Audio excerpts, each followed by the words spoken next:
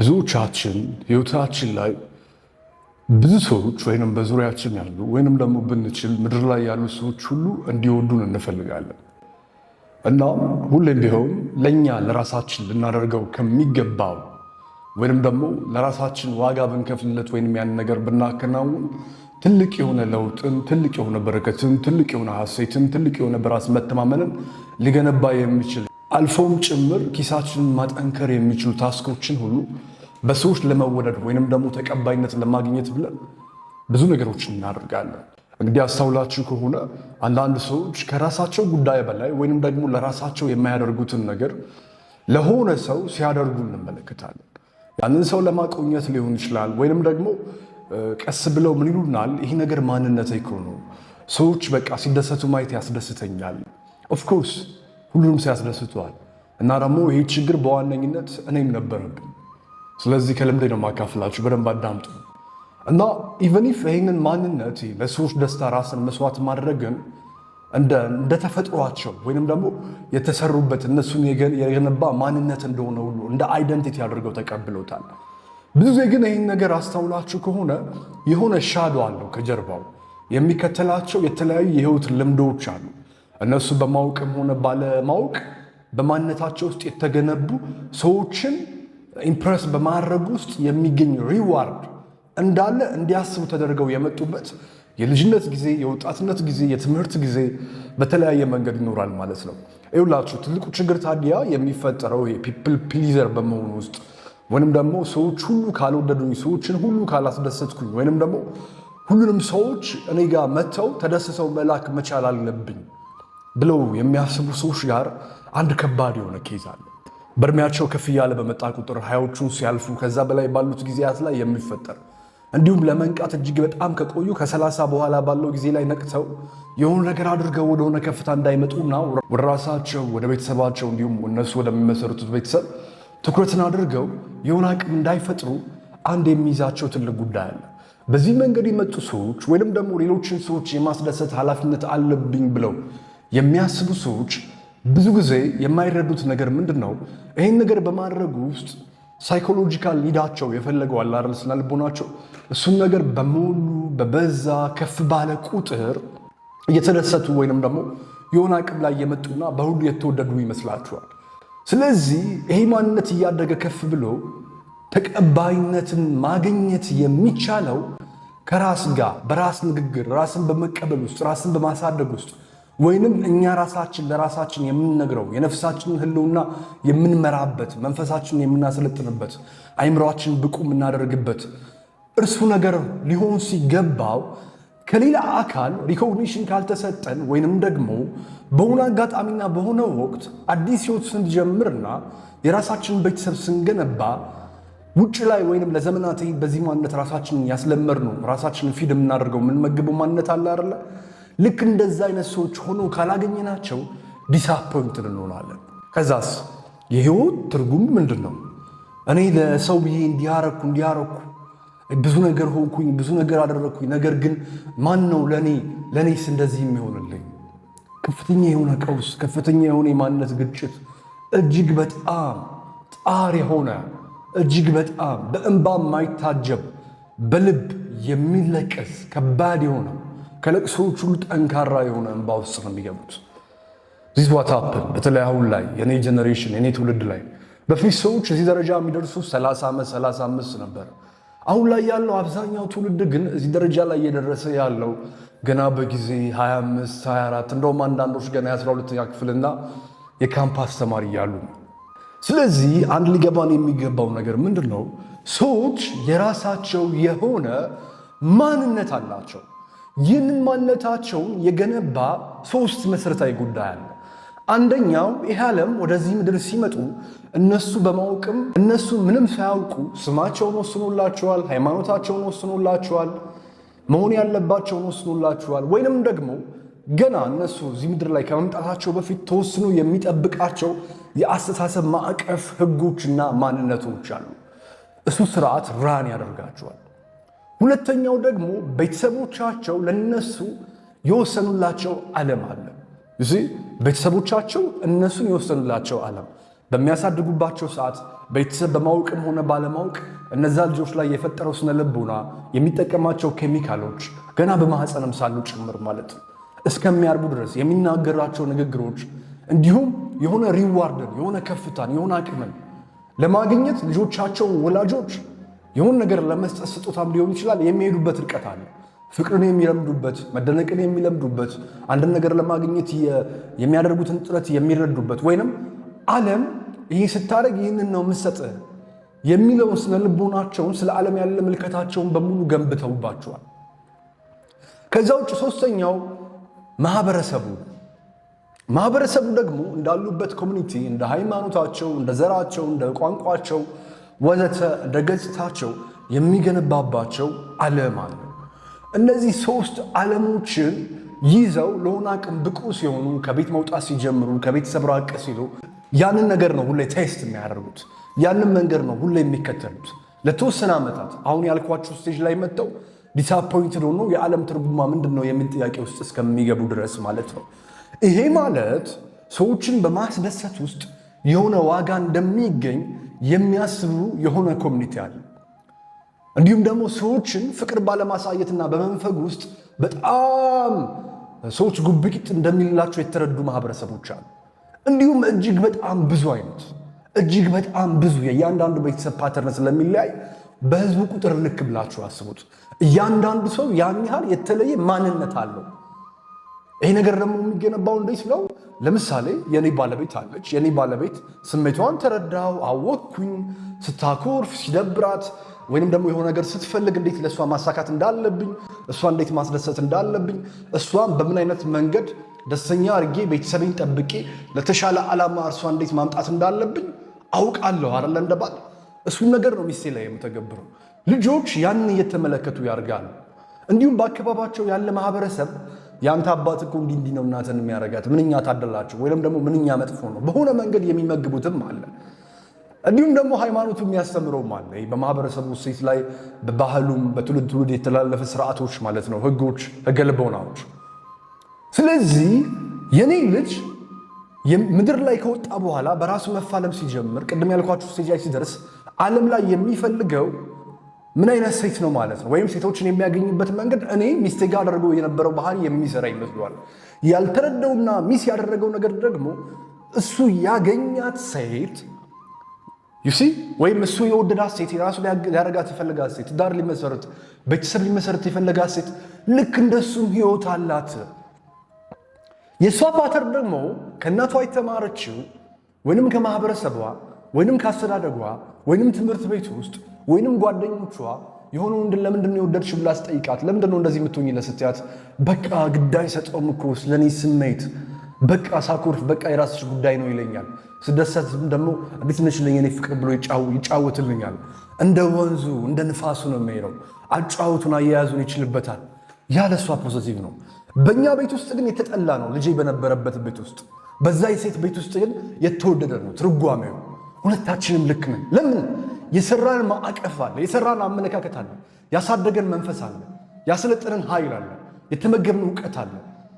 እኛን ያሰለጠነን ለከፍታ ያበቃን የማህበረሰብ የቤተሰብ የግል ገናኛ ሳንመጣ ከተገኝበት ቦታና ሁኔታ አንጻር የተጻፈብን ህገ ልቦና አረዳድ አለ። አንኮንሽስ ማይንዳችን ላይ ዲፕ በሆነ ላይክ ሳይንቲፊክ ስናደርገው በጂኖቻችን በተለያዩ መንገድ ወይንም ደግሞ ስፒሪቹዋል ስናደርገው ወይንም ኢነርጄቲክ ስናደርገው የቤተሰብ መናፍስቶች የቤተሰብ ኃያላን ከዘር ወደ ዘር የሚተላለፉ የተለያዩ የራሳቸው ባህሪ ማንነት ያላቸው ኢነርጂዎች አሉ፣ ኃይሎች አሉ።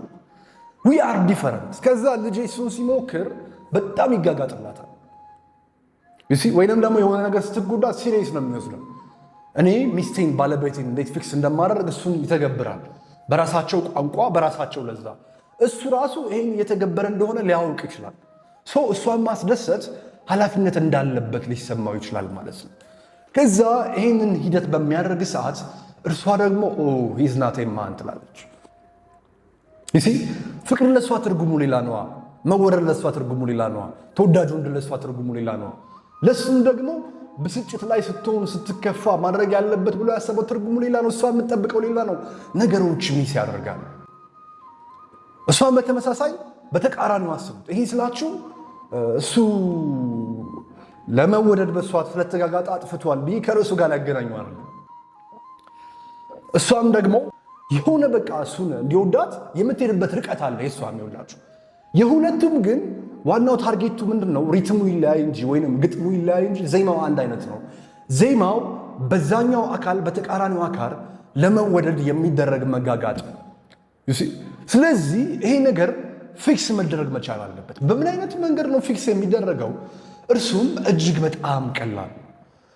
ሰዎችን እኛ ካለንበት አሁናዊ ሁኔታ ወይንም ከህይወታችን ፍልስፍና ወይንም ደግሞ ሌሎችን በማስደሰት ውስጥ የሚገኝ ደስታ አለ ብሎ ከሚያስበው መረዳትና እውቀታችን ውስጥ ሳይሆን ሰዎችን እነሱ ከመጡበት ማንነት፣ ከፓተርናቸው፣ ከቢሄቪየራቸው፣ ከስሜታቸው፣ በአጠያየቅ፣ በቋንቋ አጠቃቀማቸው፣ ባለባበሳቸው በተለይ ሌሎችን ሰዎች ትሪት በሚያደርጉበት መንገድና ስለ ቤተሰቦቻቸው አብዝተው በሚነግሩን ስለ ራሳቸውም አብዝተው በሚሰማቸው ስሜት ላይ መሰረት አድርገን የእነሱን ዓለም ዲስከቨር አድርገን ዲግ አድርገን አንድ ውድ የሆነ የከበረ ማዕድን ለማውጣት አንድ ቆፋሪ ጥልቅ ድረስ እንደሚቆፍረው ልክ እንደዚያ እንደ መብረቅ አንድ ቦታ አርፎ ሰንጥቆት መሬቱን የራሱን አሻራ እንደሚያሳርፈው ክፍት አድርጋችሁ ሰንጥቃችሁ አበባ በተወሰነ ደረጃ ተሸፍኖ ቢቆይ እንኳን በጊዜ ሂደት እያበበ እየፈካ እንቡጥ የሆነው ራሱን እንደሚከፍት በተመሳሳይ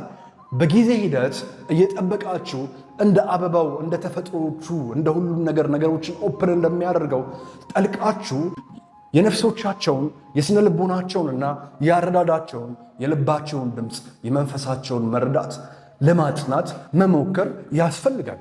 ብዙ ጊዜ በፍቅር ላይ ሲሆን ይህ ስራ የወንድሞ መቻል አለበት። ብዙ ጊዜ በህይወት ላይ ወይንም በበጎ በማድረግ ላይ ሲሆን ደግሞ ይህ ስራ የሁሉም የሰው ልጅ መሆን መቻል አለበት። በስሜቶቻችሁ ላይ መሰረት አደረጋችሁ አይደለም አንድም ነገር ማገዝ ወይንም ደግሞ መርዳት ያለባችሁ። እንዲሁም በጥቅማችሁ ላይ መሰረት አደረጋችሁ አይደለም አንድም ነገር ማገዝ ወይንም መርዳት ያለባችሁ። መሰረታችሁ ወይንም መቆሚያችሁ መሆን ያለበት ሁለቱን ባላንስ አድርጋችሁ ታስቀምጡና ሚዛኑ ወይንም ደግሞ ሁለቱን ወጥሮ የሚይዘው ማዕከላዊ መረዳቱ ወይንም ደግሞ ህጉ አንድም ነገር በጎ ለማድረግ ህይወት ላይ ሲሆን ደግሞ ትልቁ ሚዛን ዋናው ምሰሶ መሆን መቻል ያለበት ጉዳይ እነዛ ሰዎች የማደርግላቸው ነገር ዋጋ ይሰጡታል ወይ? ዋጋ ሰጥተውስ ይለውጣችኋል ወይ ብላችሁ ማሰብ መቻል አለባችሁ። ያለበለዚያ ምንም አዋፋት በሌሉበት ዓለም ውስጥ እየኖራችሁ ወፎቹ ምግብ ካልበሉልኝ ብላችሁ ስጋ መብላትን በለመዱ የአዋፋት ዝርያ ባለበት አዲስ ፋንታሲ ዓለም አይምሯችሁ ላይ ፍጠሩትና ወይም ሌላ ፕላኔት ላይ ብላችሁ አስቡት። ቆሎ መወርወር ነው፣ ትርጉም አልባ ነው። ስለዚህ እነዚህ ወፎች ቆሎ ይበሉ ነበር እኮ እንዴት ቆሎ አልበሉም ብሎ መበሳጨት ከቆሎ ውጭ የስጋ ምርጫ ያላቸው አዲስ ነልቦና የአዲስ ዓለም ግዛት ማንነት ያላቸው ከኛ ውጭ የሆነ ህይወት ያላቸው መሆናቸውን ያለመረዳትና ያለማወቅ ትልቅ ችግር ነው። ስለዚህ እያንዳንዱ ሰው የራሱ አይደንቲቲ፣ የራሱ ፓተርን፣ የራሱ መገለጥ፣ የራሱ ነገሮችን የሚተረጉምበት የሚረዳበት መንገድ አለ። አንዳንድ ሰዎች ስታግዟቸው፣ ደግ ስትሆኑላቸው፣ ፍቅር ስትሰጧቸው ሊቆጣጠረኝ ነው ይሏቸዋል። አንዳንድ ሰዎች ይህንንም ስታደርጉ በብዙ መንገድ ይህን ስትጥሩ ሊጠቀሙባችሁ እንደ አድቫንቴጅ ወስዱታል። ብዙ ጊዜ ደግሞ የሚፈጠረው ይህ ነው። በሰፊው ላለማስረዳት፣ በሰፊው ላለማብራራት ነው። ሌላ ጊዜ በትልቁ ስለመጣላችሁ ማለት ነው። ጥቂት ሰዎች ደግሞ መልካምነታችሁን እንዲረዱና ተጠቅመውበት ወደሆነ ከፍታና ዓላማ ይመጣል። ለዛ ነው የምታደርጉትን አብዛኛው መልካም ነገር የሚረዱላችሁ በሕይወታችሁ ላይ ካጋጠማችሁ 1000 ሰዎች አንዱ ብቻ ነው። ለምን ይመስላችኋል? ሰውየው እጅግ በጣም መልካምና ጥሩ ስለሆነ አይደለም። እዛ ሰው ላይ የነበራችሁ ግምትና ያሳረፋችሁት ውሳኔ ሁለቱን ነገሮች ባላንስ ካደረገ በኋላ ምሰሶውን ቅድም ያልኳችሁን አድርጎ ተግባራዊ የሆነ ታርጌቱን ዓላማውን የጠበቀ የቀስት ውርወራ ስለነበረ ነው ሄዶ 10 ከ10 ያመጣው። ከሰዎቹ ችግር አይደለም፣ የሰዎቹን ላንጉጅ ፕሮግራም ላንጉጃቸውን ስላላወቃችሁ። ለምሳሌ iOS ወይንም ደግሞ የአፕል ካምፓኒ ብራንድ የሆነ ዴስክቶፕ ወይንም ላፕቶፕ ካላችሁ የምትጭኑበት ኦፕሬቲንግ ሲስተም ሊሆን ይችላል፣ ወይንም ሶፍትዌሮች ራሱን የቻለ ፕሮግራሞች አሉት። ራሱ ሆነ ቋንቋው። ለምሳሌ ካፕከት ስልኬ ላይ ብጭን ቪዲዮ ኤዲት ለማድረግ ወይንም አዶቤ ፕሪሚየም ለአንድሮይድ የሚሆን ቨርዥን አለው። እንዲሁም በተመሳሳይ ራሱ አዶቤ ፕሪሚየም ወይንም ደግሞ ካፕከት ወይንም ይሄ መልካምነት በጎ ማድረግ ወይ በሉት። ይህም በጎ ማድረግ በተመሳሳይ ለአይኦኤስ ሳደርገውም የራሱ የሆነ ፕሮግራሚንግ ላንጉጅ አለው። ያንን ላንጉጅ ስለምታደርጉ ዲአንደርስታንድ። ስለዚህ በሚገባ በነዚህ መንገድ ዲቴክት ያደረጋችሁ ኃይላችሁን ስጡ እንጂ አታባክኑ። ሰዎች መጀመሪያ ተቀባይ የሆነ ልብ ያስፈልጋቸዋል። ለመለወጥ ዝግጁ መሆናቸውን እርግጠኛ መሆን መቻል አለባችሁ። ዋጋችሁን መቀበላቸውን እርግጠኛ መሆን መቻል አለባችሁ። ምናልባት ይህንን ቪዲዮ የምትመለከቱ ክርስቲያኖች ካላችሁ እንዲሁም ሙስሊሞችም ካላችሁ ችግር የለውም። ነቢዩላህ ኢሳ በሚለው ሐሳብ ውስጥ ያዙት። ክርስቶስ ኢየሱስ ይህን ታሪክ አብዛኞቻችሁ ታውቁታላችሁ።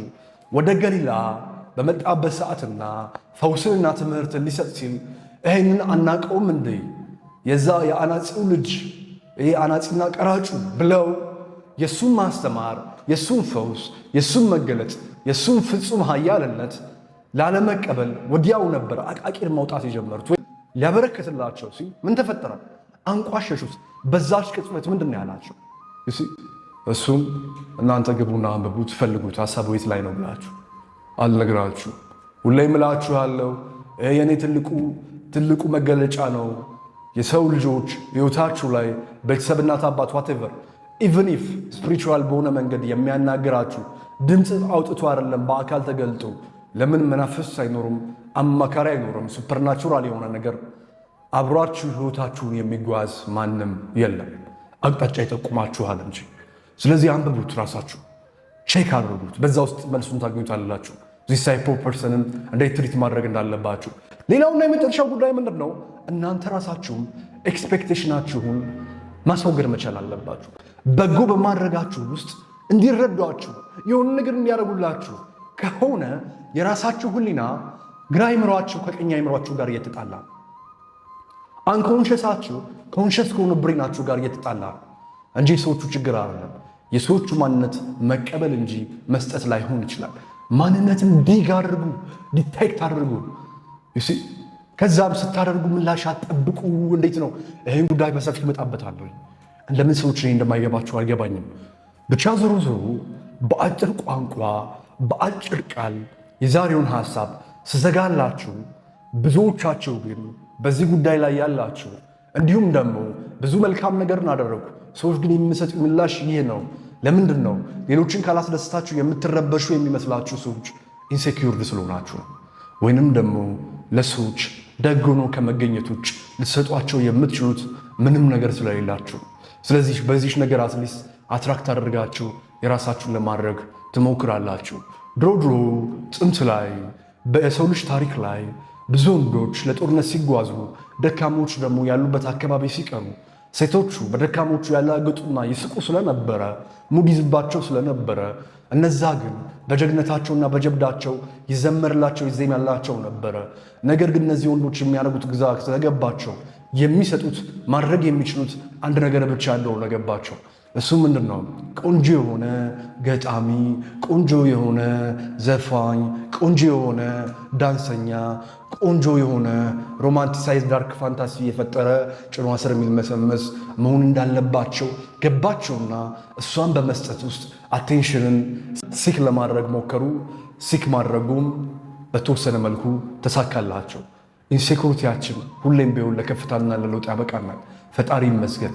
ነገር ግን የትኛውን ኢንሴኩሪቲ እንጠቀመው? የትኛውን ለከፍታ እናምጣው? ዛት ኢዝ ኤ ቢግ ኩዌስችን። ትልቁ ጥያቄ ይህ ነው። ስለዚህ ለሰዎች ደግ በመሆን ውስጥ ይህን ነገር በማድረጋችሁ ውስጥ ትክክለኛ ሪዝኑ ትክክለኛ ምክንያቱ ምንድን ነው የሚለውን ከራሳችሁ ጋር ተነጋገሩበት፣ ከራሳችሁ ጋር ተወያዩበት። እንዲሁም ደግሞ እድሜያችሁ ሄደው ሳታስቡት ትልቅ አዘቅት ውስጥ እንዳትገቡ እጅግ በጣም ተጠንቅቃችሁ ለራሳችሁና ነገ ለምትመሰርቱት ቤተሰብ ዋጋና ትኩረትን መስጠት ዛሬውኑ ካባችሁ አድርጉት። ይህ ካባ ከጉልምስና ጀምናችሁ ጀምሮ ወይንም ደግሞ ሙሉ ሰው ከሆናችሁበት ከ30 ከ25 ዓመታችሁ ጀምሮ እስከ 60 ቢበዛም 70 በጣም ከበዛም 80 ባለጸጋም ከሆናችሁ እስከ 100ና እስከ 120 ዘመናችሁ ድረስ ያለምንም ብርድ ያለምንም ወጀብ ዘለዓለም በሙቀት ውስጥ ያኖራችኋል። ይህ ጉዳይ ምን ይባላል? አንድን ነገር ስናደርግ ዲፕ የሆነውን ጥልቅ የሆነውን ምክንያታችንን መረዳት። ይሄ ኮንሸሱን አይደለም። ይሄ ኦልሬዲ እምባችሁን ያመጣውን አይደለም።